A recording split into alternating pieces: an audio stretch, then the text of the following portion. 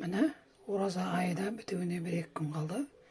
Ес шығаратын күн келе бастады. Енді мынау сол үшін бізге мынау кешегі еттің сорпасы. Қазір осын жібітіп, мынау електен өтілген онымен екеуін қосып, кішкентай. Мұны сорпаны жылтып алдық. Мына бетіне ашытқы қостық. Енді осын араластырып, мына електен өткізген ұнымызды салып, қазір жұмсақ қамыр жасап алуымыз керек. Мен бір жұмыртқа қосып жібердім.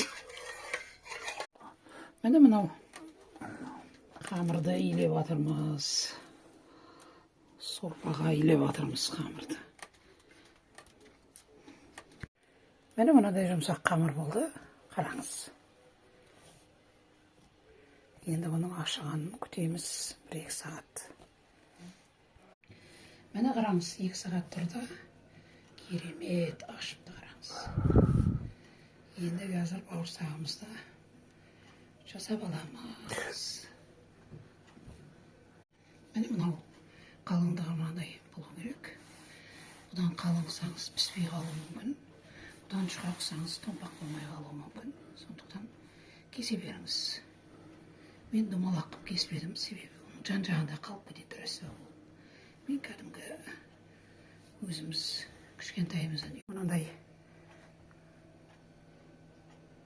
көлемде кесіп жатырмыз. Міне қазанға да келдік. Бауырсақтарымызды салып аламыз. Майды қыздырып алдық.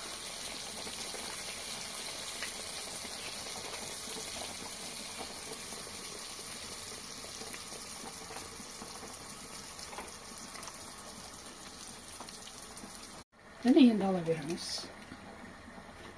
Томпиып әдейін пісіп жатыр. Іші қуыс па, қазір көреміз. Қуыс емес па.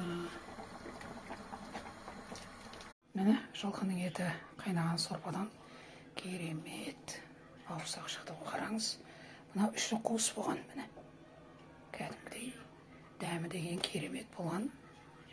Қараңыз, осы әдіс ұнаса, лайк басып, комментарий жазып, ойларыңызды ортаға салыңыздар. Келе жатқан ай